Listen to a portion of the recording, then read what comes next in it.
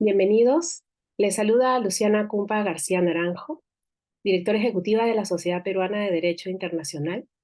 Les doy la bienvenida al segundo bloque del quinto curso de Derecho Internacional Contemporáneo, cuyo título es Derecho Internacional de los Derechos Humanos y Derecho Internacional Humanitario. A continuación tendremos la presentación del doctor José Antonio Saavedra Calderón, quien hará la moderación en este día. Adelante, doctor. Muy buenos días a todos. Al quinto curso de Derecho Internacional Contemporáneo me, me corresponde hacer la presentación del expositor y la presentación del tema. Específicamente, quisiera dar la bienvenida a la doctora Agustina Vázquez, abogada de la Universidad de Buenos Aires, de la UBA, además especialista en políticas públicas en la Universidad de Washington, en los Estados Unidos, en la Universidad de Londres, obtuvo su maestría, su doctorado. Es sin duda, una especialista y una conocedora, como se dice, del derecho internacional de los derechos humanos. El tema que nos reúne hoy día son las últimas tendencias de las decisiones judiciales de la Corte Interamericana, ¿no? Decisiones judiciales que en su conjunto comprenden lo que conocemos como la jurisprudencia en el marco de un curso que, como ustedes saben, es el equilibrio entre el derecho internacional y las relaciones internacionales. En ella la persona, actor decisivo, ¿no? Fundamental en el marco de una sociedad internacional, ¿no? Eh, cada día tiene una mayor importancia, ¿no? En esa especie de competencia que tiene con el actor principal y creador del derecho, que es el Estado. La persona en el marco de las relaciones internacionales, en su postura de actor principal en la región latinoamericana, tiene una característica fundamental, sobre todo por el desarrollo en los últimos años que ha tenido la Corte Interamericana. Nos interesa entonces entender estas últimas tendencias. Para ello, la autora Agustina Vázquez nos ha compartido con nosotros los informes del año 19, 20 y 22, los informes anuales. Nos interesa, más allá, por supuesto, de esta tendencia en el fallo, también en su considerando, ¿no? En su metodología de la Corte, cómo ellos interpretan los tratados, que finalmente es una interpretación de tratados internacionales vinculados al derecho internacional. Seguramente ella en su exposición, además de una breve explicación de cómo funciona la Corte, nos va a interpretar estas tendencias para poder entender quizás el comportamiento de otros tribunales internacionales que tienen entre sus objetivos la materia de derecho internacional de los derechos humanos.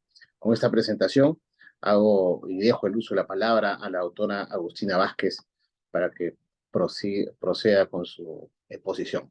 Bienvenida, doctora Vázquez. Muchísimas gracias, doctor Saavedra, doctora Cumpa García, a todos los miembros de la Sociedad Peruana de Derecho Internacional. Es mi primera vez participando en este foro virtual. Tenía programado ir al Congreso de Perú de Lima de este año, pero por motivos de la oficina en Buenos Aires no pude concurrir. Eh, Muchísimas gracias de nuevo por la bienvenida y me interesa saber muy brevemente si existe, a ver si acá lo puedo hacer en este... no. Ok, quería saber si alguien puede levantar la mano, como participantes tienen la opción de levantar la mano en lo que dice reacciones en Zoom. Quisiera que por favor levanten la mano las personas que estén trabajando casos en el sistema interamericano en este momento o que hayan tenido experiencia reciente de trabajo de casos en el sistema.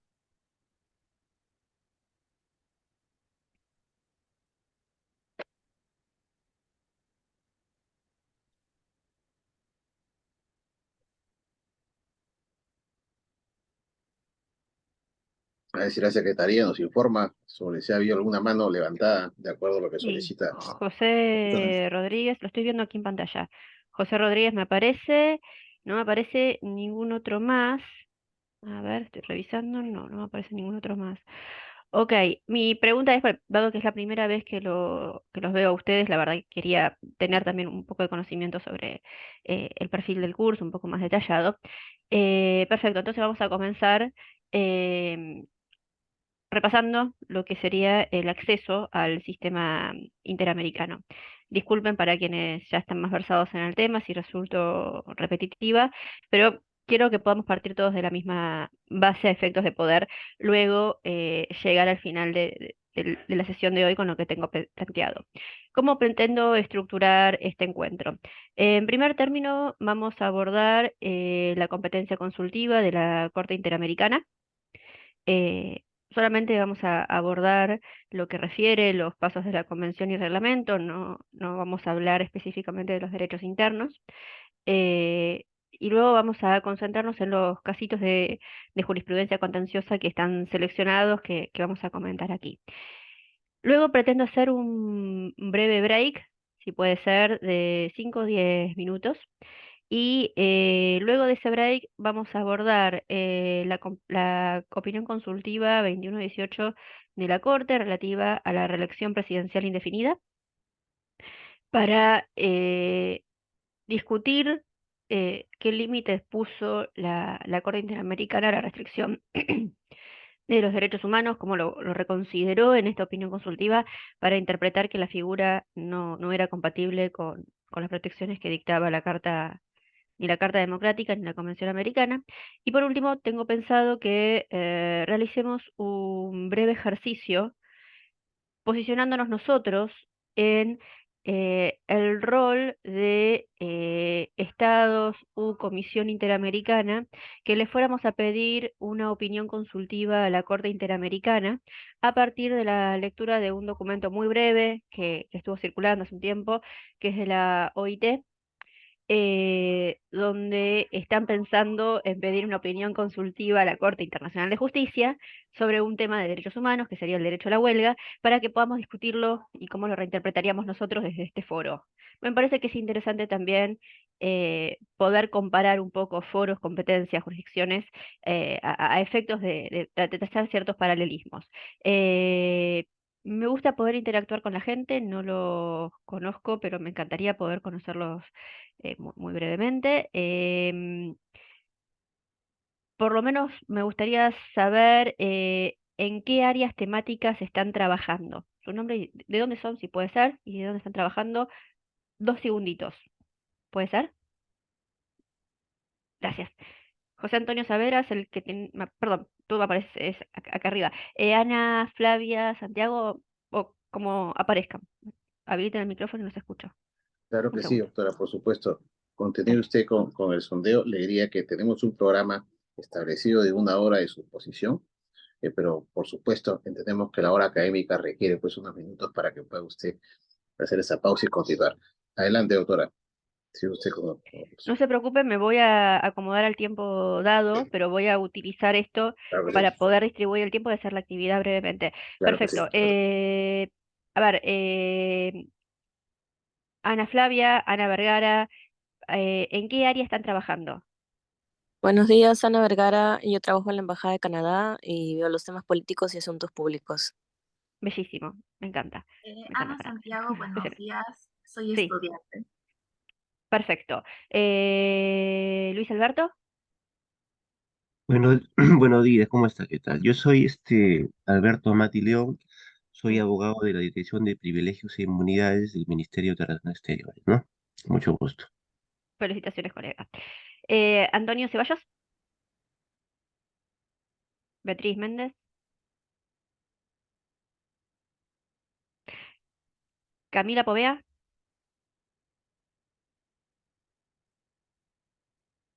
Disculpe, buenos días. sí, Camila. Yo soy estudiante de Ciencia Política y Gobierno en la Católica y me interesa bastante las relaciones internacionales, por un curso. Genial. Muchísimas gracias. Víctor Ludueña, Beatriz Méndez.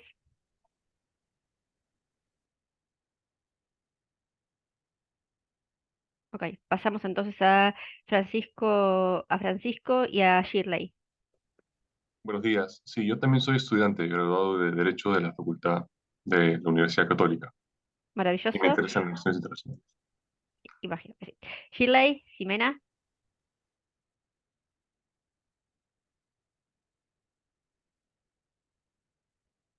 Beatriz, Macarena, Sheila, Carla, Esteban. Disculpe, ¿dijo Sheila? Sí, Sheila. Sí, ¿qué tal? Bueno, yo soy estudiante del último semestre de la carrera de Derecho en la Universidad Católica. Bienvenida, Sheila. Esteban. Después creo que dijo Carla, ¿no? No dije Esteban, pero si quieres Ya, presentarte, bueno. Carla. Carla, Hola, dale, sí, habla. hola. Hola, yo soy Carla, estudio Relaciones Internacionales en la Católica. Genial, Esteban. Muchas gracias, Carla. Esteban, Israel.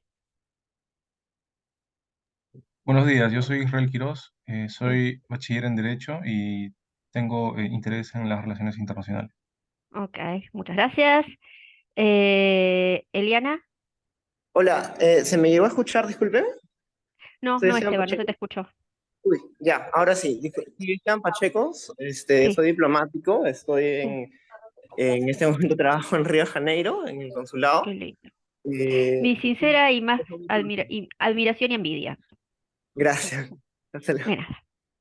Sí. Eliana, que me habías quedado. Sí, ok. Hola, bueno, yo Sí. soy Eliana Martínez, soy cordobesa. Mirá, Em, no, no. ¿Vos también sos cordobesa?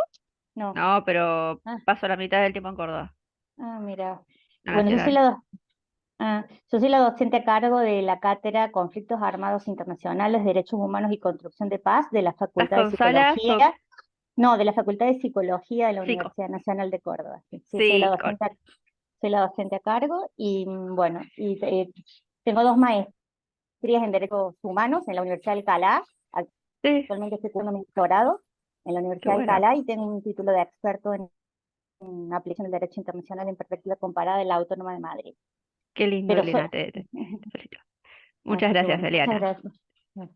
Daniela Silas,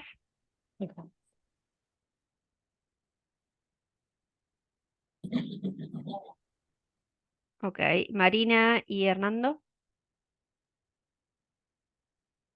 Valeria, ¿Qué tal? Soy sí, Fernando. Hernando, dale. ¿Qué tal? Soy bachiller en Ciencia Política por San Marcos y bueno, ahora estoy laborando en una ONG que ve derechos humanos y busca hacer Sí, incidencia a nivel nacional, internacional por los derechos de los pueblos indígenas principalmente. qué lindo eso. Vamos a ver ahora un par de casos de pueblos indígenas para discutir un poco. Gracias. Ninoska y Carla. Buenos días, mi nombre es Inoue Cuaboy, soy bachiller de Derecho de la Universidad Nacional Mayor de San Marcos. Actualmente me encuentro laborando en la Segunda Fiscalía Suprema de lo Penal Mm, y tengo un gran interés por el derecho internacional, además que también llevo casos de extradiciones. Te felicito, Ninoska. Difícil extradición. Lindo tema. Víctor Hugo, Valeria. Buenos días, soy estudiante de Derecho en la Universidad de Piura y me interesa Mm, bastante el derecho internacional. perfecto, gracias. Piero Marley, Mardeli, perdón. Hola, buenos días. Yo soy abogada de la carrera de Derecho y Ciencias Políticas. Me interesa bastante el derecho internacional y pues yo me encuentro trabajando en la Corte de Lima Centro. Felicitaciones. Valeria, Halsey. Buenos días con todas y todos. Mi nombre es Yelsi Callao, trabajo en la Dirección de Derechos Humanos del Ministerio de Relaciones Exteriores. Gracias.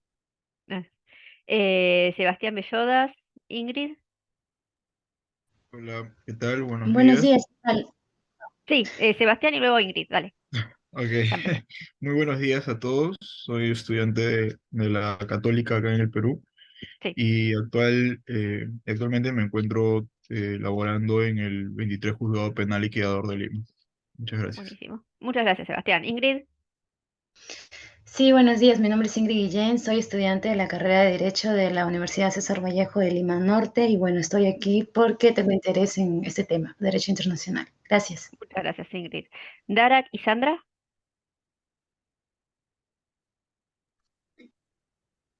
¿Quién primero? Sandra. El que empieza a hablar gana el turno. Buenos Es días. caótico, pero funciona. Sandra, dale. Buenos días, un gusto. Yo soy Jimena Niño de Guzmán Tapia. Soy de Cusco, estudio en Arequipa, Ciencia Política y Gobierno en el 10º semestre. Y me gustan mucho los temas de integración regional, política exterior feminista, y espero aprender esos temas a más profundidad con ustedes. Muchas gracias. Muchas gracias, Sandra. Henry, San Martino y Sol Bustamante y ya cerramos. Henry, Sol, veo que estás conectada.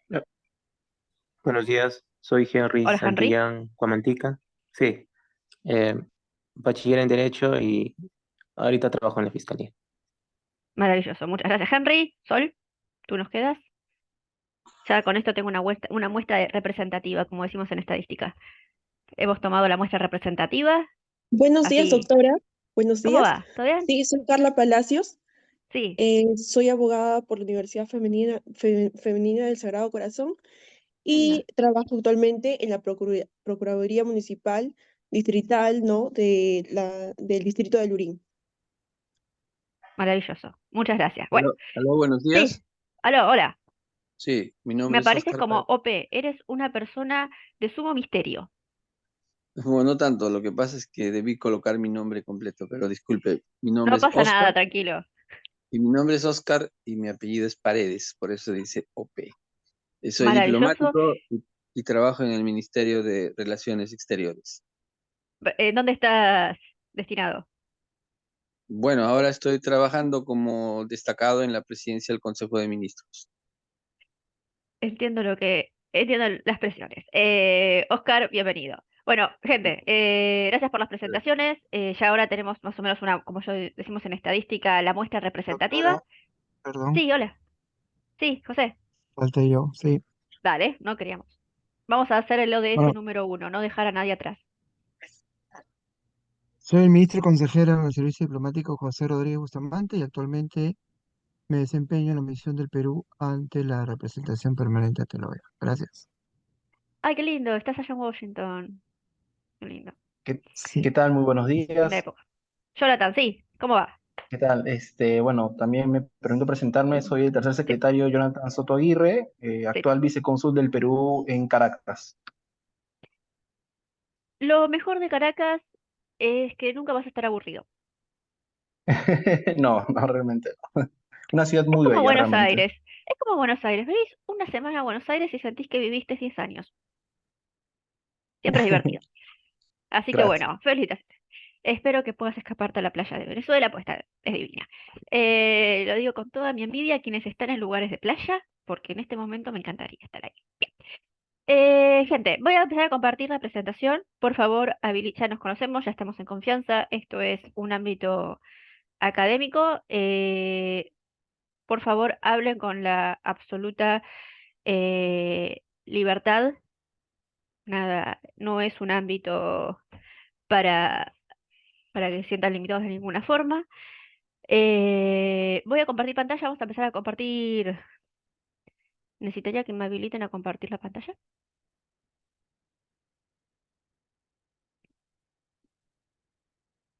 A ver, maravilloso. Y ustedes me dicen si se ve, por favor. ¿Se ve? Se ve, se ve. Maravilloso. Bien, voy a resumir esto porque no lo veo.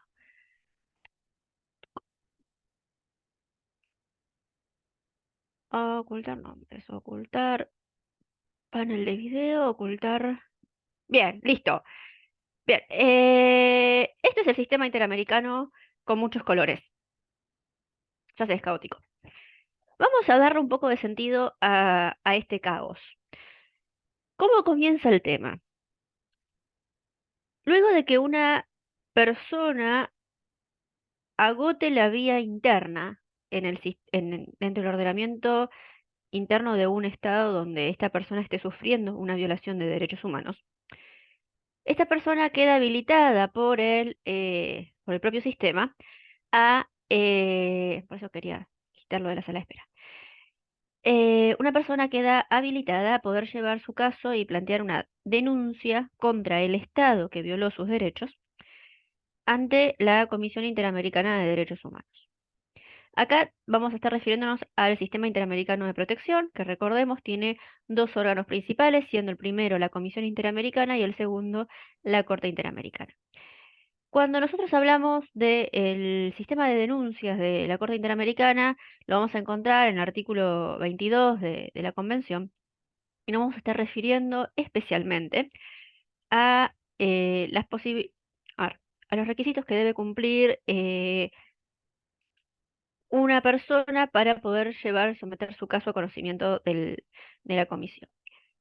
Sin embargo, el agotamiento de la vía interna de un Estado no es algo que pueda precluir, que obstruya que un caso pueda ser sometido a conocimiento del sistema. ¿Por qué? Porque estamos hablando de derechos humanos, principalmente. Y el sentido común nos tiene que dictar que cuando hay una grave violación de derechos humanos, la persona no puede esperar a que un sistema jurídico, que el Poder Judicial de un Estado se tome el tiempo que, en el caso de Argentina, que quisiera, para poder conocer realmente el caso y dictaminar justicia. ¿Sería lo recomendado? Sí. ¿Es lo obligatorio? Ni. Es lo requerido por el 42 de la Carta, perdón, del Pacto San José de Costa Rica, pero no es un requisito que precluda el acceso al sistema. Pensemos en cualquier tipo de violación de derechos humanos. Por ejemplo, pensemos en una de las violaciones más complejas, más clásicas y complejas de Argentina, que son personas condenadas dentro del ámbito penal. Me estoy refiriendo a los casos Hernández, al caso González, al caso Mendoza, al caso Ruth, toda la banda de casos que tenemos. Nosotros en Argentina tenemos más o menos 25 casos ahora de condenas, aproximadamente 10, 15 son en materia penal. Argentina es principalmente condenada por la revisión de las sentencias y por el tiempo que tarda la denegación de justicia y la violación del plazo razonable en el sistema interamericano. Esas son las principales condenas de Argentina. Se han hecho reformas legales, pero bueno, Argentina mantiene esos déficits en su legislación interna y sobre todo, más que en la legislación, en la forma de llevar los casos dentro del Poder Judicial Nacional. Bien, pensemos en un caso típico. Una persona es condenada, su sentencia no tiene una revisión suficiente, la Corte Suprema, por ejemplo, tarda muchísimo tiempo en decir si va a revisar o no el caso, y la persona, mientras tanto, está cumpliendo una sentencia en la cárcel. Todo este tiempo que la persona está sentada esperando que se revise su sentencia, está empeorando las condiciones de vida de esta persona. Tengo cierto conocimiento del sistema penitenciario de algunos de los países de la región. No tenemos las mejores condiciones de detención. Eso lo ha observado el Consejo de Derechos Humanos de ONU en los exámenes periódicos universales de todos los países de la región. Hay casos mejores, hay casos peores, pero digamos que estamos todos muy hermanados en los déficits generales. Bueno, a esta persona que está sentada en una celda esperando, no pudo agotar su vía interna. Es decir, todavía el Estado no pudo resolver en su fuero interno el agotamiento del sistema. ¿Esta persona puede plantear una denuncia ante la comisión? Sí. Luego, la comisión va a estudiar la denuncia, la prueba aportada por el denunciante, y le va a correr traslado al Estado argentino, al Estado. El Estado va a analizar el caso en función de las pruebas que pueda conseguir, porque por más que haya unicidad del Estado, de la figura del Estado en el derecho internacional, todos sabemos que en el derecho interno es muy complejo la cooperación entre los poderes de un mismo Estado. Se junta toda la prueba, se hace la respuesta, se manda a la comisión puede pedir una ampliación, no la pide, si la pide. La cuestión es que en algún momento de este dime y direte, la comisión saca lo que se llama el informe de admisibilidad. El informe de admisibilidad puede venir de forma positiva, puede venir de forma negativa. Cuando viene de forma negativa, en la oficina festejábamos. Yo llevé casos de comisión bastante tiempo. Cuando viene de forma positiva, en la oficina nos sentábamos con una taza de café grande y decíamos, bueno, a ver, ahora sí le prestamos atención. La de siempre. Admisibilidad va a estudiar la posibilidad de que el Estado esté violando derechos humanos. Ahora bien, el primer examen que hace la comisión es pensar si el caso tiene la gravedad, la urgencia del artículo 25 por un lado, si luego esta víctima está cumpliendo los requisitos del artículo 23, y luego lo que va a estar revisando finalmente es el artículo 36. El artículo 36 lo que va a estar considerando va a ser que en función de las pruebas presentadas se pueda pedir que el Estado tenga reuniones de trabajo con los denunciantes, atento a la posibilidad de efectiva violación de los derechos humanos, y le señala la comisión al Estado que el caso va a proceder a un análisis de fondo. ¿Qué sucede aquí? Cuando nosotros tenemos un caso que ya tiene informe de admisibilidad, a partir de este momento, la comisión no solamente va a investigar el caso, sino que se pone a disposición de los estados y tenemos tiempo hasta que el caso sea sometido a la jurisdicción de la Corte Interamericana, tenemos plazo para poder proponer una solución amistosa. Es decir, desde el momento que se dicta el informe de admisibilidad hasta que el caso se somete a la jurisdicción de la Corte. Este tiempo no es un tiempo que podamos medir ni en meses ni en años, es el tiempo que tiene la demora que ya carga el sistema interamericano más la demora que provocan los propios estados con el funcionamiento y la dilación en dar las respuestas. Piensen, por ejemplo, uno de los casos que hoy voy a hacer referencia cuando hablemos de comunidad grifuna, voy a estar comparándolo bastante con el caso de la Cajonat de Argentina que tuve la suerte de trabajarlo. Por ejemplo, en la Cajonat tuvimos al punto de firmar solución amistosa 2 veces. Tenemos un informe de admisibilidad de principios de los 2000 y el caso termina saliendo en sentencia en el 2020. Yo les puedo asegurar que hubo más de 15 años que la gente de la oficina trabajó la Cajonat pensando que firmábamos solución amistosa. Pero claro, ustedes lo deben conocer también mejor que yo, quienes trabajan en funciones estaduales. Es muy difícil muchas veces para un Estado desde el Poder Ejecutivo Nacional firmar un acuerdo cuando necesitas que también se comprometan a reconocer responsabilidad otros poderes del Estado, Poder Legislativo, el Poder Judicial, pero a su vez también entra el rol en los países que tenemos un diseño federal de las llamadas autonomías provinciales o autonomías regionales. Por eso, si ustedes estudian comparativamente los países que más soluciones amistosas tienen, en general, los países con diseño federal tenemos más problemas para alcanzar soluciones amistosas. Las alcanzamos cuando el caso tiene un perfil que sea de reforma legislativa, de mejora de los procesos federales, algo que pueda resolver el poder el poder nacional, el poder federal, negociando entre sus propios poderes. Eso incluso es un poco más fácil. Pero cuando encontramos casos que requieren la articulación entre la instancia nacional y la instancia provincial, suele ser más difícil. Bueno, pongamos el caso, supongamos que el Estado no quiere negociar, porque tiene la sensación de que puede darlo vuelta y que puede lograr que el fondo no lo condene. Llegamos a instancia de análisis del fondo. ¿Qué pasa en el análisis del fondo? Lo que vamos a analizar en el análisis de fondo es qué actos sucedieron, qué es las acciones efectivas que hizo el Estado. Vamos a buscar esclarecer los hechos. Se le va a pedir más prueba al Estado, se le va a pedir más prueba que pueda aportar el denunciante. Recordemos siempre que el denunciante no tiene toda la carga de la prueba. Acá hablamos de la carga dinámica de la prueba. ¿Por qué? Por la diferencia de poder que hay entre un Estado y la persona.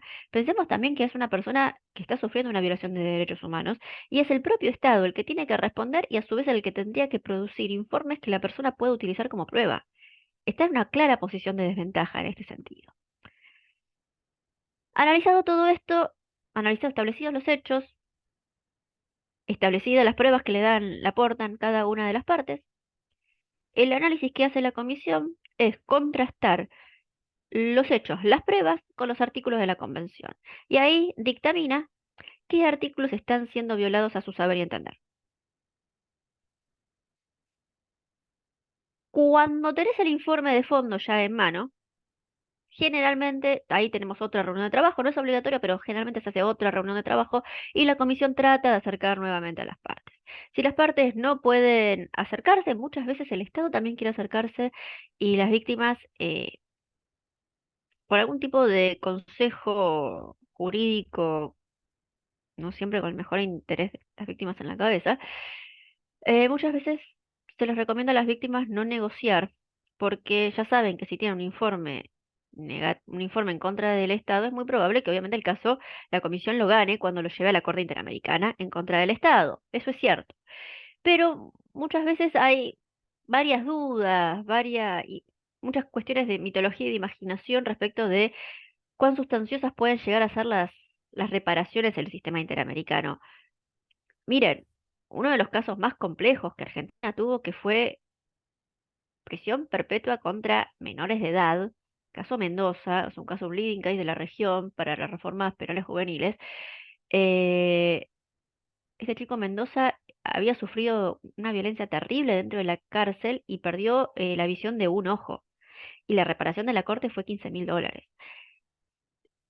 No estoy en el rol de juzgar cómo dictamina la Corte las reparaciones, es un trabajo que podríamos discutir sobre un gran café, pero no son reparaciones con una cuantía económica tan importante en comparación con las violaciones que una persona sufre.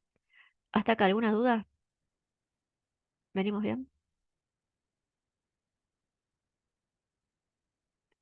Espero que sí, el silencio es aquí silencio. Ok, entonces, ¿qué pasa? Ya tenemos cerrado el fondo, sometemos el caso a la Corte. Artículo 45. Cuando el caso pasa a la Corte, a vos te mandan el EPA, escrito de prueba y argumentos. Te mandan eso desde la Corte y ahí toda la oficina se reúne. Esa era mi experiencia. Nos tomamos otro café, cada vez más cargado el café. Claro, empezás a armar los argumentos, porque te corren el EPA y te fijan fecha de audiencia. En general tenés una, cuando el caso es más complejo tendrás dos audiencias. Generalmente la audiencia se divide en dos jornadas de trabajo. Los jueces de la corte escuchan a cada una de las partes. Cada parte puede nombrar un experto. Se escuchan las opiniones de los expertos. Los expertos muchas veces se pagan con el fondo de las víctimas que tenemos en la Corte Interamericana, que los estados aportamos dinero de forma anual, con ciertas reticencias, pero lo aportamos. Y luego encontramos que los estados eh, tratan de algunas veces de hacer ciertos acercamientos a las víctimas, ya no en el marco de una solución amistosa, pero algunas veces tratan de empezar a acercar posiciones cuando ven que los casos van a tener una resolución muy compleja. Y finalmente llega la sentencia de la Corte. Sentencia de la Corte te dictamina las responsabilidades, dicen qué artículos violaste, qué medidas tenés que reparar.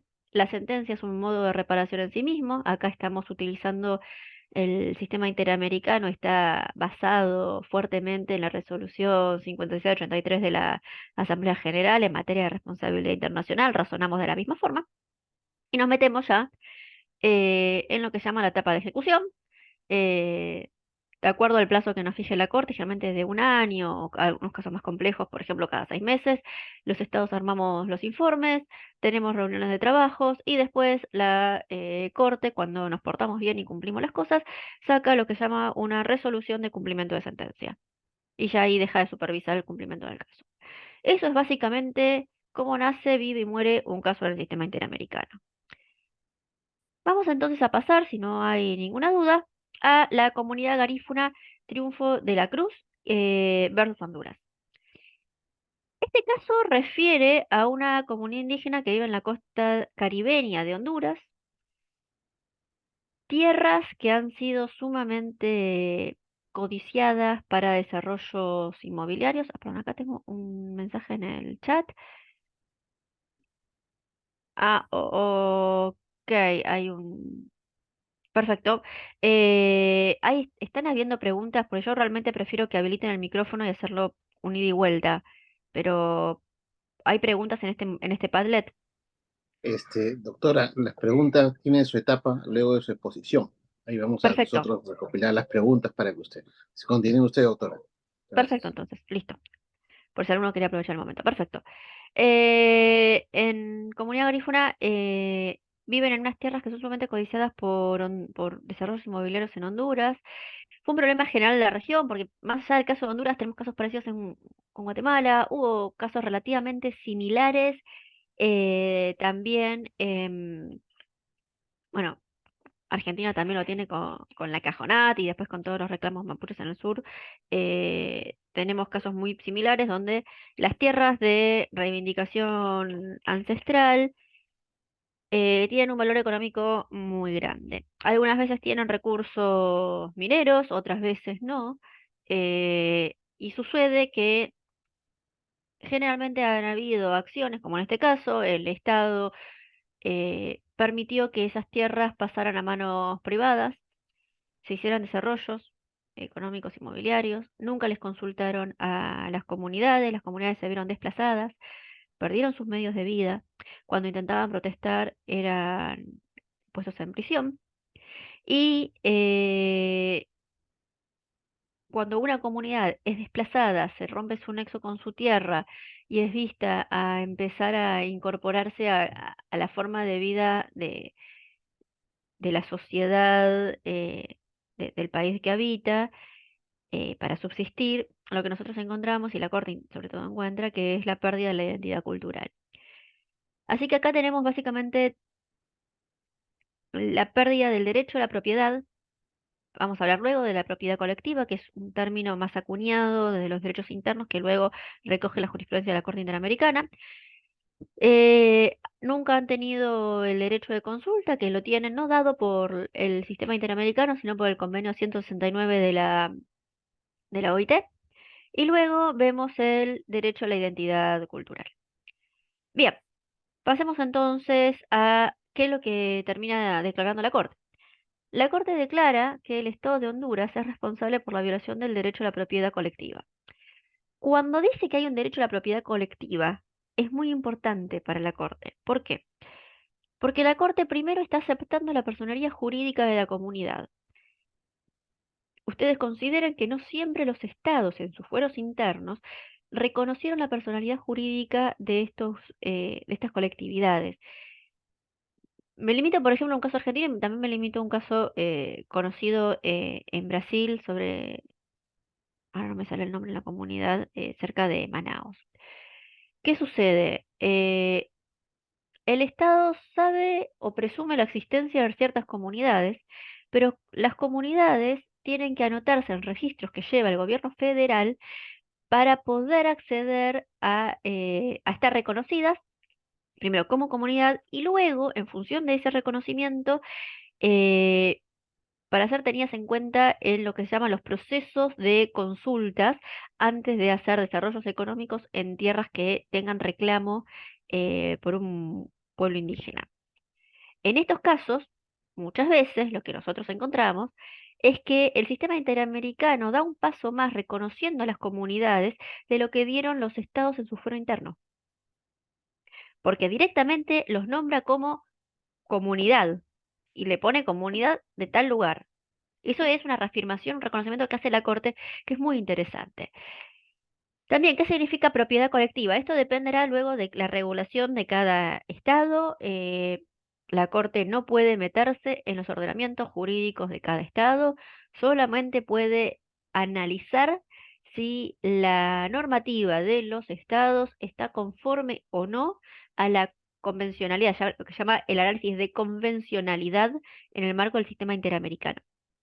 En este sentido, nosotros encontramos que la Corte Interamericana admite que la legislación de Honduras no estaba conforme porque no había facilidades para la inscripción primero de la personería de los pueblos y luego para la inscripción en los reclamos, en los registros territoriales, en los catastros territoriales, para el reclamo de tierras.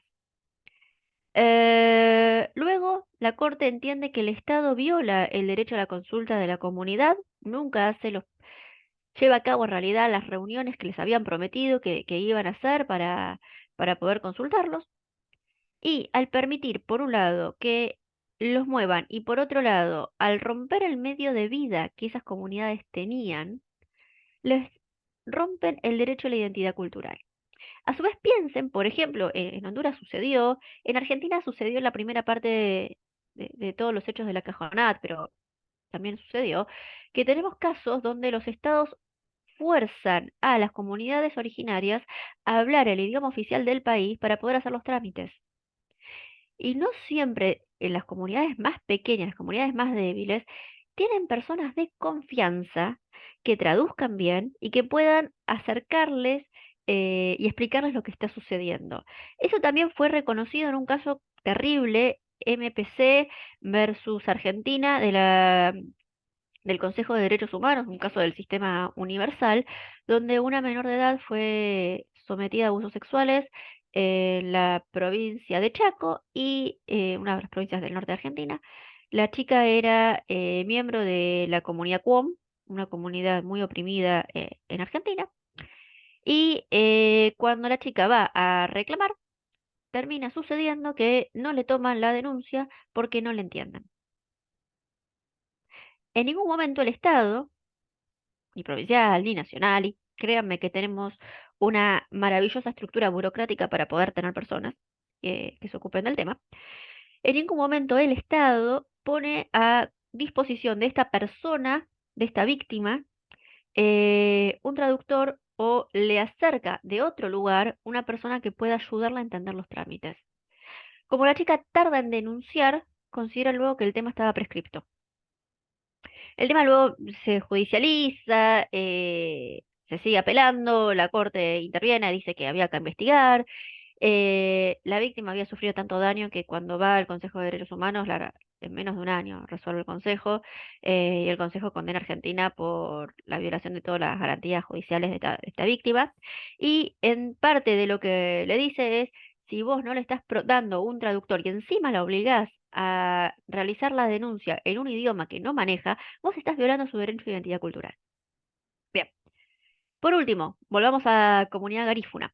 El Estado condena a Honduras para que adopte medidas de garantizar los derechos de la comunidad, incluyendo, primero, titulación de sus tierras tradicionales, es decir, le tiene que dar título de propiedad entendiendo que esas tierras son comunales, no a título de las personas que integran la comunidad, sino a título de toda la comunidad, lo cual claramente también esas tierras luego van a tener, podríamos discutir mucho también sobre cuál será el valor de esas tierras en un mercado de tierras, porque las tierras que están a nombre de una comunidad, por ejemplo, después no pueden venderse, eh, no se pueden disponer de la misma forma que que las tierras con título de propiedad individual.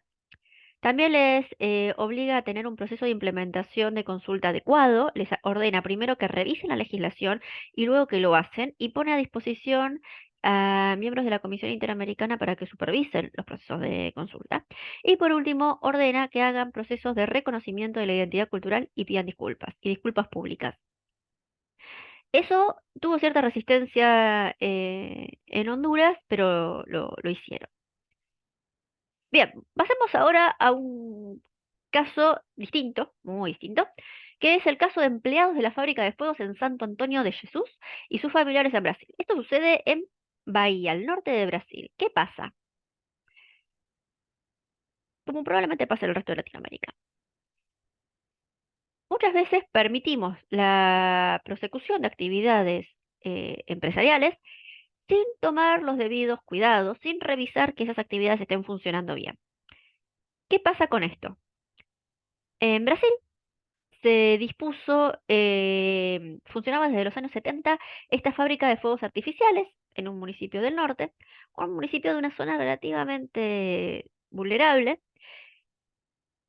Esta fábrica tenía autorización para funcionar tanto del municipio como del Ministerio de Defensa, porque esta fábrica había comenzado sus operaciones empresariales en la época en la que Brasil está bajo un régimen dictatorial y el ejército era el que supervisaba eh, todos los relacionados con elementos químicos o elementos explosivos. ¿Qué sucede? Nunca fiscalizaron, nunca revisaron que la fábrica funcionase bien, que tuviese matafuegos suficientes para poder apagar un incendio. Comienza habiendo un incendio, la fábrica dice que por que un operario no prestó atención, nunca se investigó lo suficiente. Eh, la fábrica trató de acallar rápidamente a las víctimas, dándoles dinero y que los querían obligar a firmar em, NDA, Non-Disclosure Agreements, acuerdos de confidencialidad y pactos de no litigio. Pero un grupo de personas se rebeló y dijo que las 60 personas que habían muerto y las 6 heridas que habían quedado en el momento por la explosión valían mucho más de lo que le estaban diciendo. ¿Y qué pasa? Muchas de esas personas que estaban trabajando eran trabajadoras migrantes. Eran trabajadoras migrantes, la mayoría eran mujeres y murieron también muchos niños. ¿Por qué? Porque no tenían dónde cuidar a los niños y los llevaban al trabajo. No, no tenemos registro de que hayan sido niños que trabajaban en la fábrica, pero sí que mientras los padres trabajaban, los dejaban en la zona o en la periferia de la fábrica, que los esperasen, y no había claramente una política de cuidado adecuada. Las familias de las víctimas demandan primero a la empresa. El Estado brasileño no movió mucho el caso, no les dio una importancia como realmente lo tenía. A ver, piensen que era una explosión en la que muere en el momento 66 personas, pero después quedaron heridas muchas más personas por todos los daños colindantes y aumentó mucho el número de víctimas. Como no estaban teniendo una reparación suficiente en el sistema jurídico interno, las familias de las víctimas demandan al Estado de Brasil ante la Corte Interamericana y la Corte declara que el Estado de Brasil era responsable por la violación. Primero, derecho a la vida. Segundo, integridad personal. Hubo mucha gente que quedó mutilada de una forma terrible, que el Estado de Brasil no les estaba facilitando las formas, por ejemplo, para que puedan inscribirse y obtener lo que son las pensiones por disminuvalía, por discapacidad sería en Argentina, en el Estado. Luego, ¿por qué a algunas víctimas les ofrecían dinero de reparación y a otras no? Ni siquiera lo que estaban ofreciendo era igual entre una víctima y otra, con lo cual estaban violando el derecho a la igualdad y sobre todo el de no discriminación. A su vez, piensen que muchos de esos nenes quedaron huérfanos, con lo cual esos nenes estaban viendo afectada su protección a la familia. Y por último, el Poder Judicial de Brasil fue tan ineficiente que se violó la protección judicial. ¿Venimos bien con el tiempo? A ver, perdonen. Pero un momentito. Sí, venimos bien. Más o menos, sí. Buenísimo. Perdonen que vuelvo a compartir pantalla. Acá estoy. Bien. Este caso, empleados de la fábrica de fuego de Santos y Brasil, era un caso que estábamos esperando con el cuchillo y el tenedor, todos los que nos dedicamos a un tema que ustedes son uno de los países pioneros y líderes en la región, que es empresas y derechos humanos. Les cuento la infidencia. Estábamos discutiendo el tema de empresas y derechos humanos con algunos colegas en la universidad, cuando a principios del año pasado ya estaba cerrándose y iba a salir este caso. Estábamos todos esperando que la Corte Interamericana resolviera no solamente la responsabilidad del Estado brasileño, sino que también hiciera alusión concreta a la responsabilidad de la empresa por no haber tomado medidas para evitar que sucediera toda la catástrofe. Hay referencias, pero muy laxas, a la responsabilidad empresarial. Es cierto, a ver, tenemos acá dos órdenes de responsabilidad que son claros. Por un lado, el primer orden de responsabilidad, y sí, en el marco de la Convención Americana, los estados son responsables por violar lo que pactaron en San José de Costa Rica. Pero por otra parte, y esto sí me parece clave, las empresas que actúan dentro del territorio de uno de los países partes del pacto tienen que empezar a incorporar ya lo deberían hacer, pero tienen que incorporar políticas activas empresariales, es decir, considerar dentro de las operaciones de la empresa el respeto a los derechos humanos. ¿Por qué? Porque la fábrica termina explotando básicamente porque no tenía los elementos de seguridad mínimos. Elementos de seguridad mínimos. El accidente, en las pericias que llevan a la corte y con los expertos que consultan, podría haber sido evitado. ¿Y por qué es importante este caso? No sé si ustedes se acuerdan, pero hubo también un accidente terrible en Brasil que fue que se rompió una pared de contención en la minera, en la planta de... Ay, perdón, estoy anómica. Se rompe una pared de contención de un gran caudal de agua en las operaciones de Vale, creo que en Minas Gerais. Vale, la principal minera de Brasil, una empresa de las 5 primeras que cotizan en Bovespa. Eso ya pasó hace unos años. eh, en Brasil llamó la atención lo rápido que Vale eh, estuvo trabajando en poder contactar a todas las víctimas. ¿Por qué?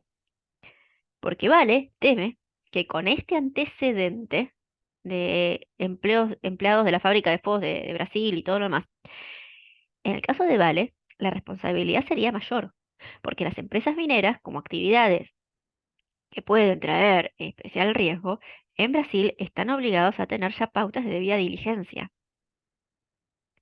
Con lo cual, la responsabilidad de respetar, proteger, de cumplir los derechos humanos, en el caso de Vale, sería incluso mayor que el de esta fábrica de fuegos artificiales, que a ver, por la propia materia de lo que estás trabajando, todos podríamos pensar, y sí, estás trabajando con elementos que en algún momento van a explotar, con lo cual es peligroso. Pero bueno, los estados no solamente fallaron en fiscalizar, sino que el Poder Judicial falla en darle el debido acompañamiento y reparación a las víctimas. Y por último, falló el Estado en un primer término en no exigir mejores pautas de conducta empresarial. Y es una llamada de atención muy importante para Brasil y para todos los países de la región. Bien, vamos ahora a cambiar totalmente de tema. Caso Vera Rojas y otros en Chile, versus Chile. Este es un caso terrible, de esos que uno lee con una caja de pañuelos al lado. ¿Por qué? El caso involucra a una niña. Generalmente la jurisprudencia de la Corte Interamericana, cuando involucra niños, ejemplo, primero de los casos, caso niños de la calle, segundo de los casos, caso Mendoza en Argentina, todos los casos de los niños en el conflicto armado de Colombia, todos los casos que involucren niños, voy a ser sincera, la Corte Interamericana se los toma en serio. Con los niños, no. Es como un gran eslogan que tiene la Corte Interamericana. ¿Qué pasa? Martina Vera Rojas es una niña que nace con una discapacidad intelectual. Entiendo que había sido adoptada. En 2010 fue diagnosticada con una enfermedad neurodegenerativa, aparte de su discapacidad intelectual. Ella vivía en la zona norte del país. Sus padres, Carolina Farías y Ramiro Veraluza, primero solicitan atención al sistema de salud público de Chile. Yo desconozco cómo es el sistema de salud público en Perú y si son ustedes de otros países, pues cuando tengamos un poco de intercambio me gustaría escuchar un poco. Pero particularmente en Chile el sistema de salud público no es tan robusto como el sistema de salud privado. Con lo cual el padre contrata un seguro de salud que en las cláusulas contractuales aceptaba cubrir los costos de lo que se llaman las internaciones domiciliarias. A partir de la enfermedad neurodegenerativa de esta chica, su salud se vio tan deteriorada que debió pasar años en atención domiciliaria. Hasta que en un momento la empresa le pide un permiso general a la Superintendencia de Servicios de Salud para dejar de cubrir las internaciones domiciliarias y les manda una carta a las personas que pagaban ese seguro de salud y le dice, no lo vamos a cubrir más de ahora en más. Yo, claro, ahora no tengo la posibilidad de hacer un diálogo con ustedes, pero planteemos esto para, alguno trátelo de anotarlo como pregunta en ese Padlet que tienen para que podamos retomar el caso. La empresa te está diciendo de forma unilateral que te va a dejar de cubrir una prestación de salud. No solo, dejemos de lado que es una niña, para una persona que realmente lo necesita, pero que sobre todo vos, consumidor de ese producto, vos lo estás pagando, ¿sí? Y en ningún momento la empresa empieza a bajar el precio y decirte, bueno, yo esto que antes te lo cobraba, no te lo voy a cobrar más. En ningún momento la empresa dice, bueno, yo no te voy a cobrar por lo que ya no te doy. No, sigue cobrando lo mismo. ¿Qué sucede? Los padres de Vera Rojas van a la Justicia Nacional Chilena. En primera instancia, un juez le da una medida cautelar y apoya el pedido de los padres, pero tanto en Cámara como en la Corte Suprema de Chile le dan la razón a la empresa porque dicen que la empresa tenía la libertad de cambiar las condiciones contractuales y que los padres, si no les gustaba, podían irse, que tenían libertad de elegir otra empresa. A ver, hay libertad de contratación, sí, es un principio básico que comparten los ordenamientos jurídicos dentro del sistema jurídico continental, que somos parte de Latinoamérica. Ahora bien, si vos seguís cobrando lo mismo por un producto y dejás de dar las prestaciones, vos empresa, podemos discutir seriamente eh, que algo no está funcionando, que por lo menos te estás abusando de la posición de desventaja y de vulnerabilidad de tu consumidor. Este caso es mucho más complicado porque luego los padres empiezan a cubrir de forma privada muchos de los tratamientos y empiezan a hacerle acciones de repetición tratando de cobrar y de recuperar ese dinero en contra de el salud. Algunas prestaciones la empresa las cubre, otras prestaciones no las cubre, pero cada vez hacía más difícil que la chica tuviera acceso a la salud al punto tal que la chica por más de un año no pudo consultar especialistas porque ningún especialista quería atenderlo sin el seguro de salud. La chica tenía un seguro de salud que no era suficiente para costear los especialistas que necesitaba y para hacerse todos los estudios que necesitaba. Ya en ese momento, la familia primero intenta interponer una medida cautelar en la Comisión Interamericana, le dicen que no porque estaba siendo atendido por la justicia interna y no podía meterse la Comisión Interamericana mientras la justicia interna del país estaba analizando el caso, pero ya cuando no solamente no estaban cubriendo los gastos, sino que no le estaban aceptando la repetición de gastos que los padres trataban de adelantar de su propio bolsillo para poder pagar la salud, y además la situación de vida de esta chica empeora y termina siendo internada inconsciente en un hospital.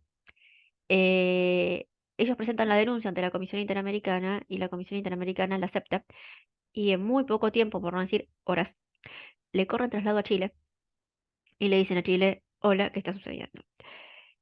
Obviamente el caso este, de hecho, la comisión lo analiza con admisibilidad y fondo todos juntos, usa la resolución 8 del 2014, creo que era 2016, perdón, 2016, donde le permite que cuando la Comisión Interamericana está muy atrasada con el análisis de las denuncias que le llegan, puede correr traslado directamente al Estado con un informe sobre admisibilidad y fondo. Eso también ha sido muy criticado por parte de los estados porque dice que quita, es cierto, también una etapa de defensa de los estados en juicio, pero del otro lado tenemos una niña que se estaba muriendo y que no estaban cubriendo su derecho a la salud. En este caso, la comisión considera que las reparaciones que estaba ofreciendo Chile eran insustanciales. Chile no quería reconocer que tenía que tener cierta política de fiscalización y control más severo con las empresas de salud privadas y le siguen dando la razón al fallo de la Corte Suprema que permitía que la empresa de salud privada decidiera qué ofrecer y qué no ofrecer.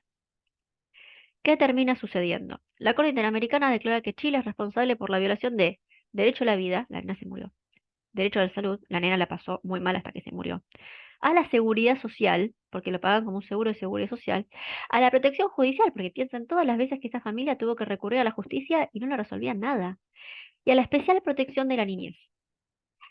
Acá cuando habla de especial protección a la niñez, la Corte Interamericana toma un cariz toma una voz muy fuerte del Consejo de Derechos del Niño de Naciones Unidas.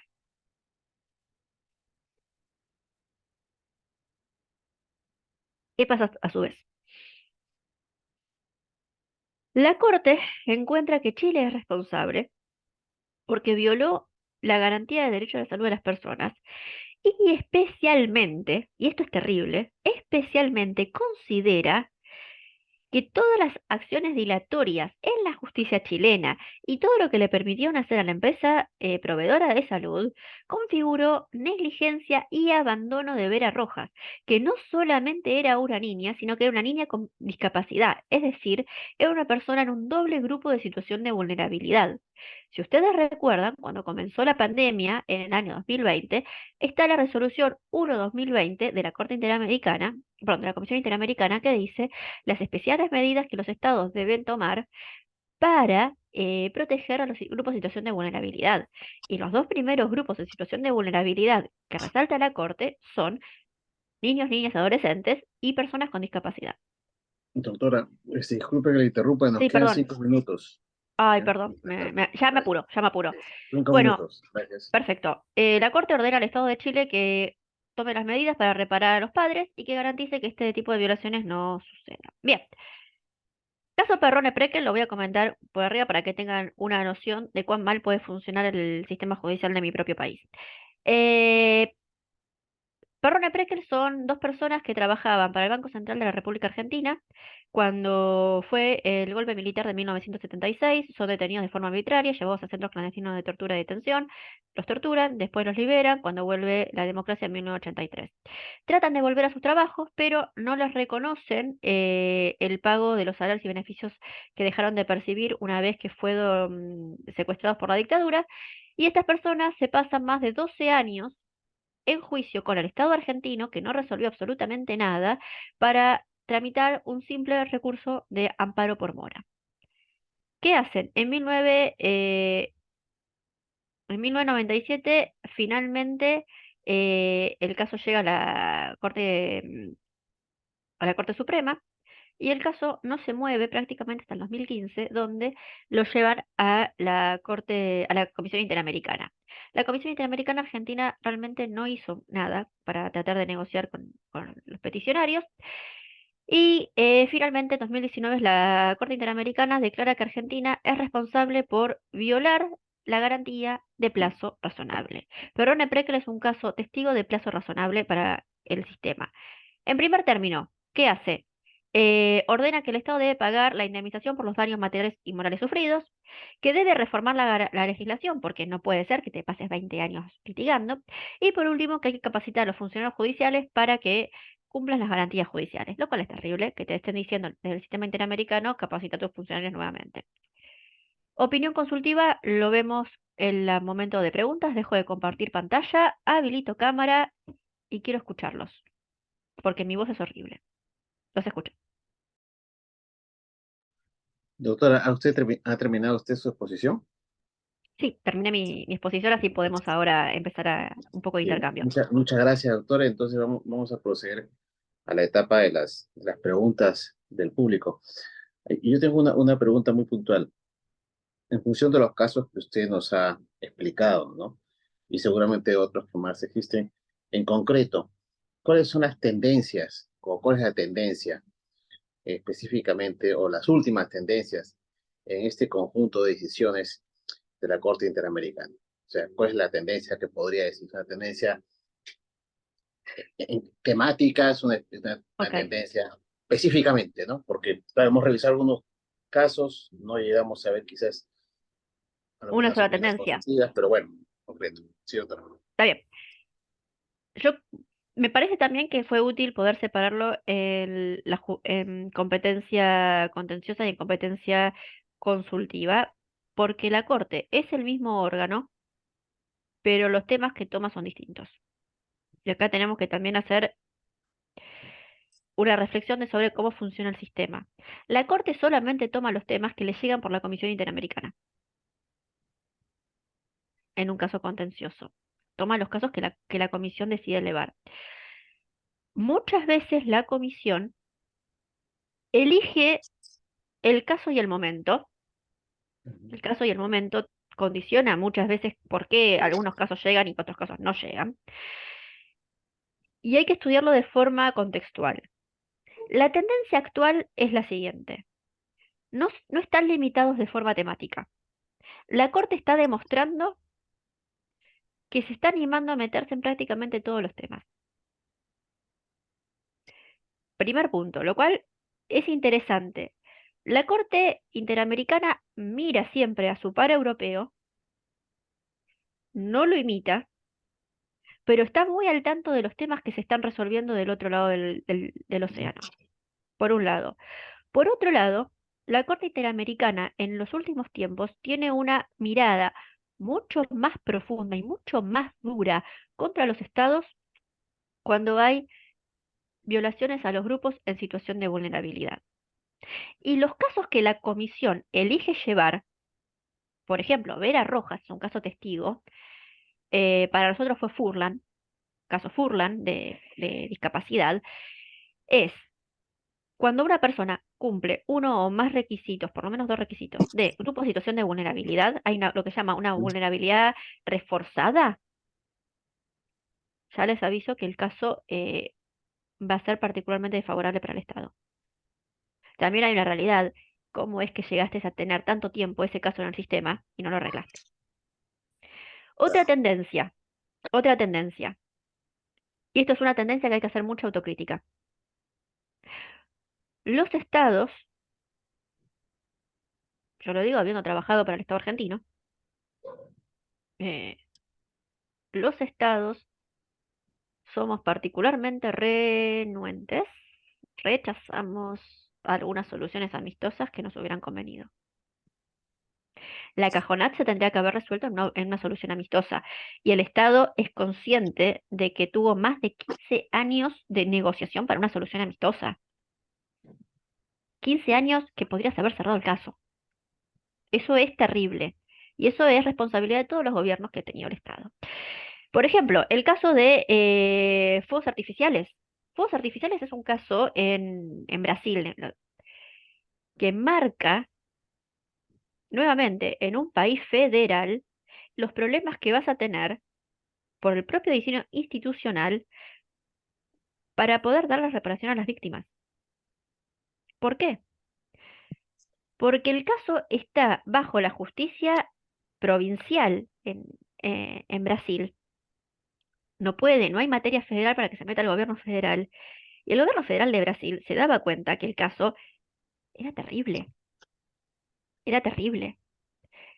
Brasil se da cuenta no solamente del impacto que podía tener el caso, sino que cuando sucede el desastre de Vale, de la minera Vale, que fue público y notorio, eh, Brasil rápidamente manda a su ministro de Medio Ambiente y empiezan a hacer recuentos inmediatos de todas las víctimas. Acá no lo hicieron. Acá no lo hicieron. Acá perdieron tiempo y sobre todo no advirtieron que las personas más afectadas eran mujeres y niños que quedaron sin madres, que las madres trabajaban en la fábrica. Así que no sé si alcanzó Sí, la respuesta, claro que pero sí. esa es la tendencia clara Claro, de la muy Corte. bien. Doctora, otra pregunta. Fíjese Sí, usted, los tribunales dicen mucho en función de su sí, composición, ¿no es cierto? En sí, función de los perfiles de las sí. personas que lo forman, digamos, ¿no? Entonces, hay tribunales que están compuestos por jueces, porque así lo dice específicamente su norma, pero hay tribunales que están compuestos por miembros, ¿no? Entonces se entiende ahí, cuando hay esa diferencia, que cuando dice miembros, el perfil quizás no es tan ajustado a esa especialidad, ¿no? Pasa en tribunales europeos que están conformados por miembros y a otros específicamente su ley dice por jueces.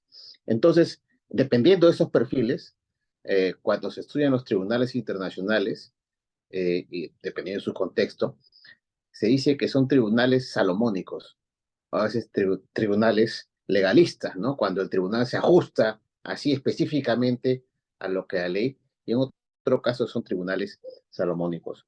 En función de esta simple, digamos, distinción, ¿cómo considera usted que la Corte en la actualidad es una Corte salomónica o es una Corte legalista ¿Cómo ha sido la tendencia en los últimos años y cómo considera usted que debería ser el rol que tiene una Corte Interamericana? ¿Salomónica o legalista?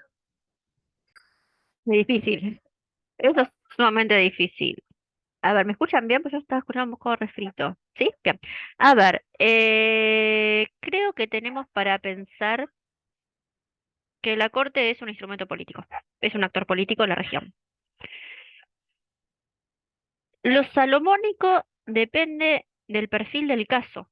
Y ahí la Corte está muy condicionada porque la Comisión Interamericana le lleve un caso eh, suficientemente con elementos que le permita ser salomónicos. La Corte no elige el caso le llega por la Comisión, por un lado. Después la Corte se adapta y se acomoda a lo que hay.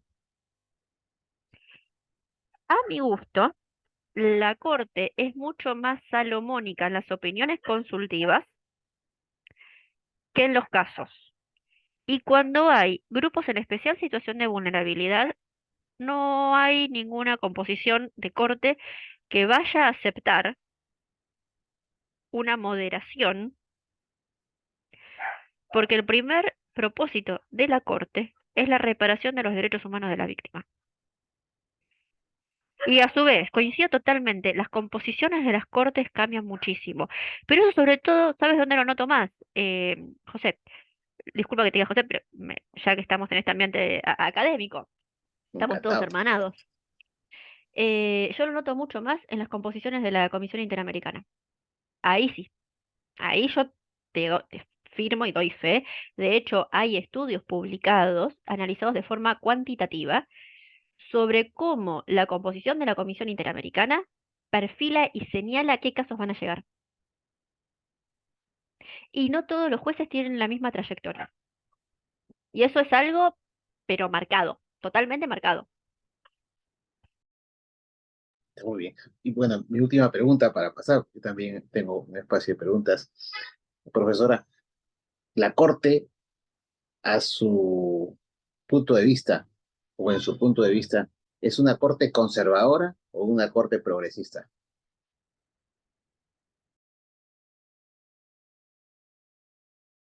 Gran pregunta. Depende del caso. En Vera Rojas, progresista, 100% progresista. No solamente progresista, es más, me animo. ¿Se me escucha bien? ¿Se me escuchando? Ahí está. Vera Rojas, no solamente progresista, sino que protectora. Una corte protectora. Carlos Santiago Nino, un pensador de la filosofía del derecho argentino, hubiera dicho en algún punto paternalista. Está bien, lo hemos discutido en los encuentros de derechos humanos de la Universidad de Buenos Aires, si no es una corte paternalista. En Vera Rojas lo fue. Se puso, como decimos, la camiseta de la víctima. También el caso no dejaba mucho lugar más. Pero en los casos de las comunidades indígenas, ay, ahí sí. Ahí depende mucho el caso. Es cierto, los casos que sean son terribles, pero elige muy bien el fraseo que elige, que toma para los casos, porque ordena el derecho a la consulta, pero no está reconociendo que los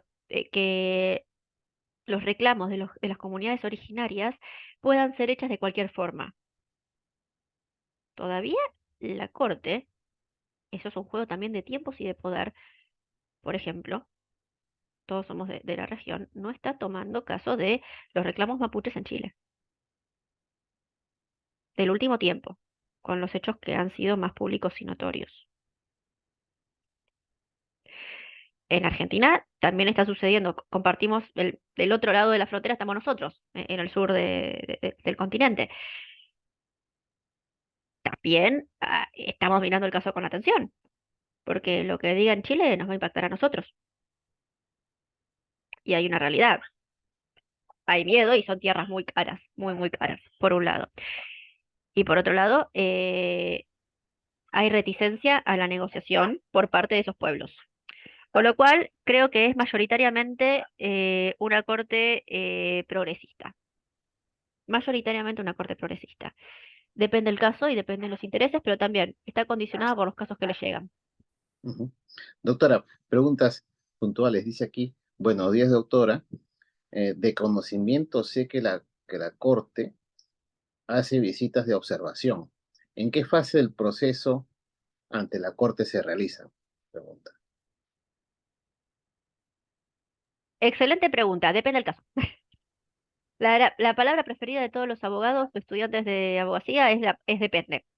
La verdad depende del caso.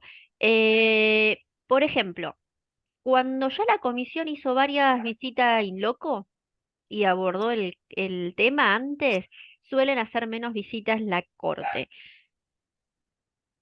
Primero lo tiene que haber pedido la víctima, luego le tiene que dar el permiso al Estado. Digo, aclaremos ese detalle. La corte no viene a los estados si no hay una anuencia por parte del Estado.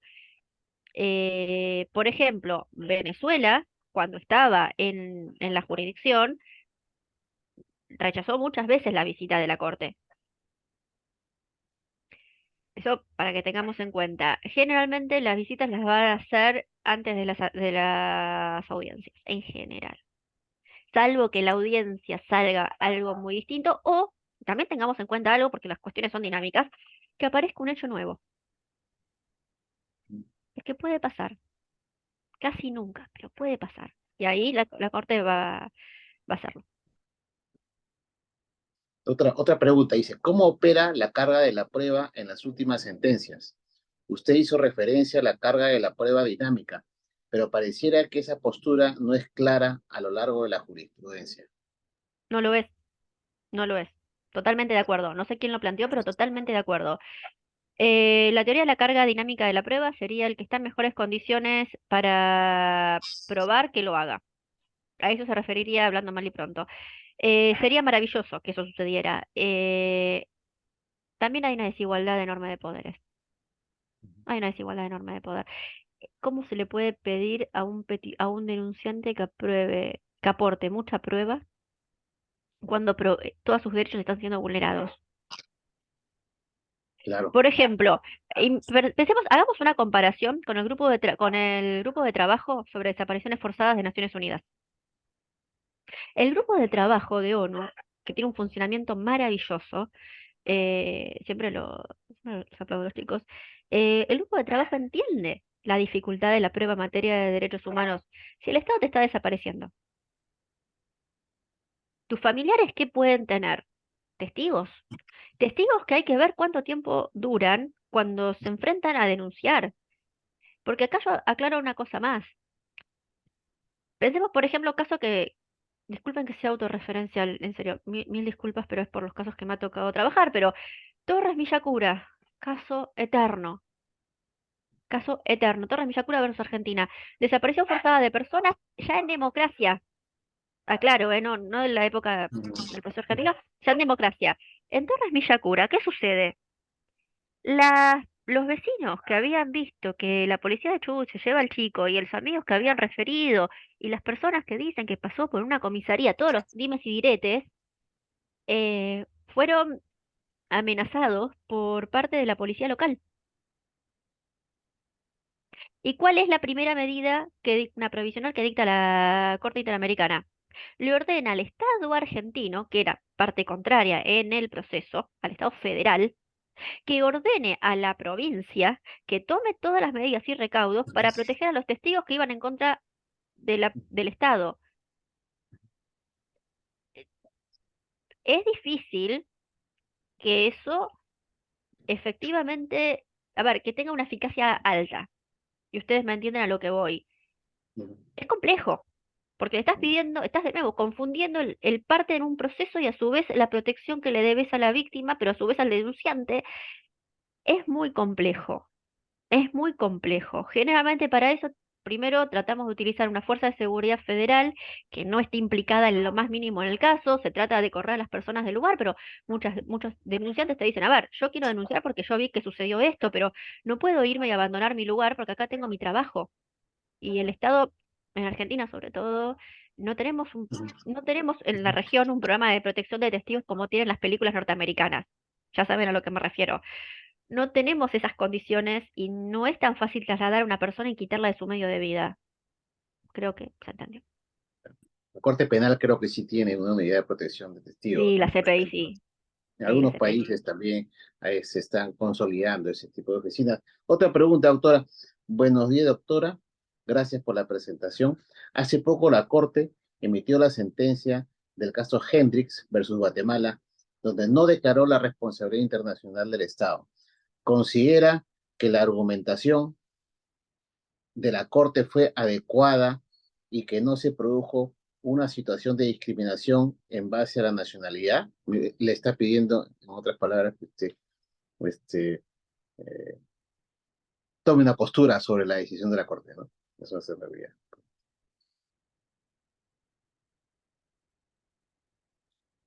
Ahí, ¿se me escucha? Sí. Bien. A ver, Hendrix es un caso muy particular porque si quieren es un caso relativamente blando del sistema, reciente pero relativamente blando, donde el señor Hendrix era un ciudadano norteamericano que también era abogado y él entiende que le estaban prohibiendo ejercer como notario, de hecho, no como abogado, sino como notario en Guatemala, pese a que él declaraba cumplir los requisitos. Ahora bien, y acá hago un paréntesis, es muy difícil ejercer como abogado, como litigante, ejercer funciones en materia legal en un país que no es el país donde vos obtuviste tu título y donde tenés tu licencia. Hendrix para mí fue una prueba del sistema. ¿Por qué? Porque en Hendrix él señala que se graduó en la Universidad en Guatemala, que él ingresa a la barra, pero que la barra lo admite a pesar de no ser un ciudadano guatemalteco. Ahora bien, una cosa es la decisión de la barra de admitirlo pese a no ser un ciudadano guatemalteco y otra cosa es que le permitan trabajar cuando el requisito para trabajar en esa función específica es ser un ciudadano guatemalteco. Y acá hago una pregunta.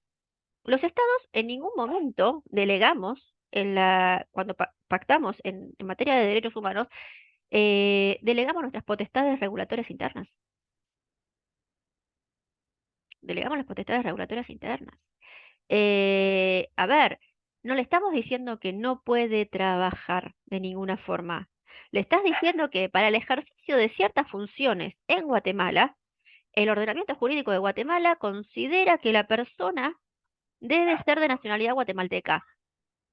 Ahora bien, si Hendrix hubiese tenido a su vez la nacionalidad guatemalteca, se lo hubieran permitido. Pero esto fue una prueba del sistema. No sé si se entendió. Claro, y además, doctora, porque me parece que en Guatemala tienen, o tenían por lo menos hace algunos años, la particularidad que los abogados son notarios. Mientras que en otros países ser abogado es una cosa y ser notario merece todo un concurso, toda una serie de oposiciones. Aquí ser abogado notario. Entonces el quid del asunto era justamente el que el ejercicio de la profesión le permite entrar a una actividad que, bueno, cada estado, como usted dice, tiene esa facultad de poder organizar el ejercicio profesional. Una pregunta, doctora, más, bueno, cerramos con dos preguntas. ¿Cuáles son las medidas de reparación más novedosas de la Corte en los últimos años? Perdón, de reparación.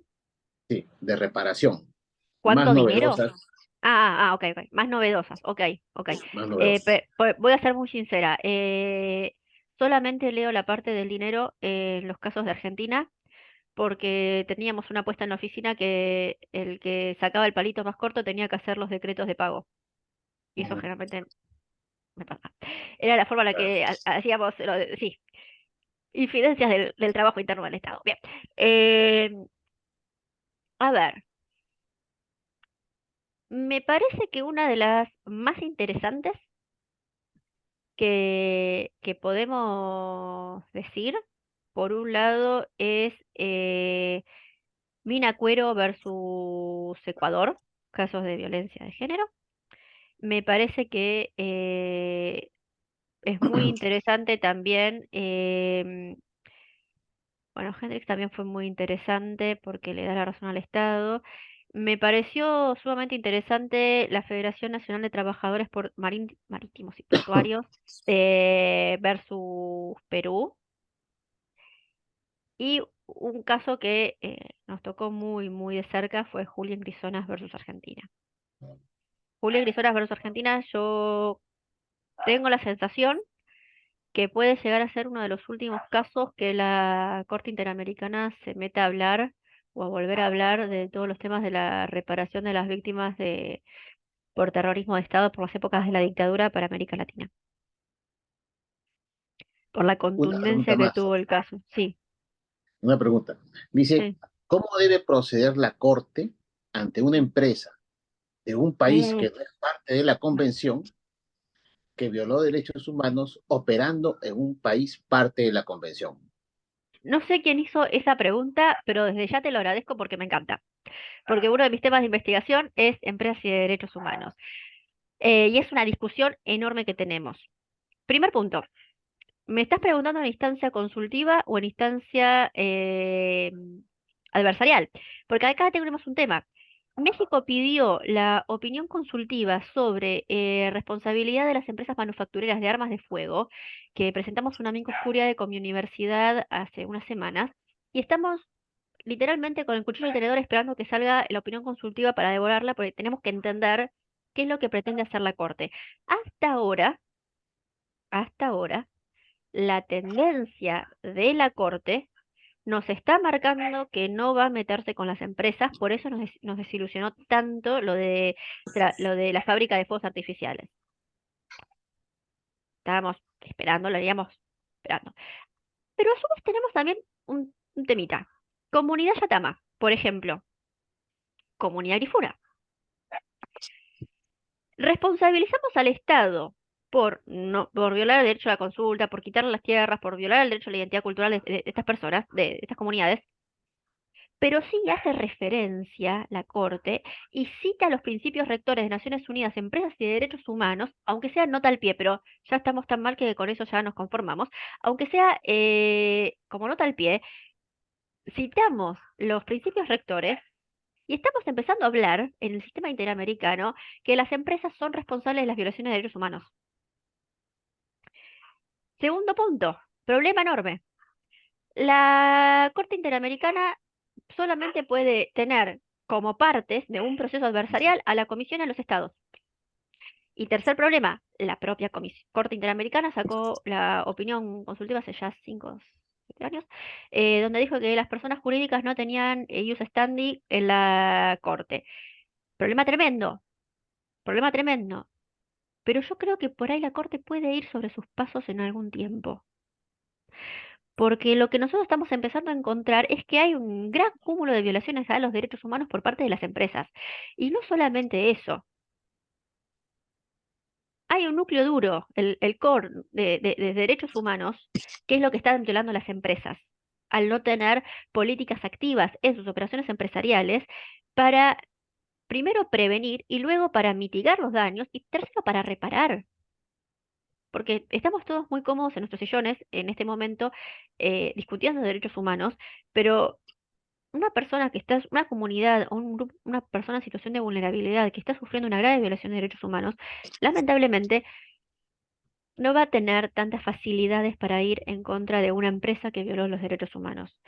Eh, incluso, y acá hago una separación del proceso entre comisión y corte.